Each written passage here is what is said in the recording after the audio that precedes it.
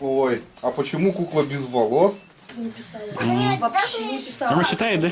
Нет, она видели, как читает? У нее же перевернутая была бумажка. Артистический, да? Это хорошо. Вот я ей сказала, говорю, Дедушка Мороз пойдет.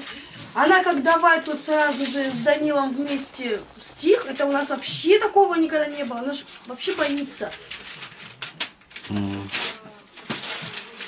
Дедушка Мороз нынче приходил другой? Нет, мы вот сегодня ездили во дворец детства. Вот там вот. Более-менее еще как-то потанцевала она, что-то там пыталась поделать. Ну и то, слава богу.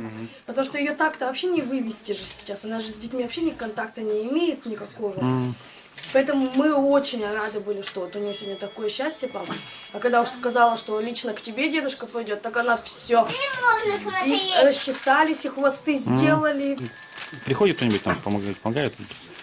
Вообще никого нет.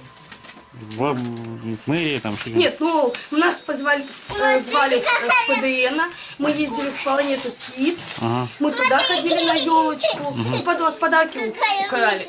Да вы что? Ну, ничего страшного, говорю, главное, дети повеселились. Ничего не было. Мы сегодня-то были в шоке от того, что нам позвонили, сказали, Дедушка Мороз пойдет. Это для нас вообще как-то неожиданно даже было. А вы давно до сюда переехали? Да, мы сюда переехали еще в сентябре месяце, как нас с больницы выписали. Поэтому вот здесь мы и обитаем пока. Ничего. Как-то уже привыкаем к этому. Ну, скоро все равно отсюда же съезжать. Я тут не привыкаю. В смысле Ну, уезжать? вроде бы на новую квартиру же, дом же строится. Пока дом не сдан в эксплуатацию. А эта квартира у вас получается как не в собственности? Съемная. Съемная.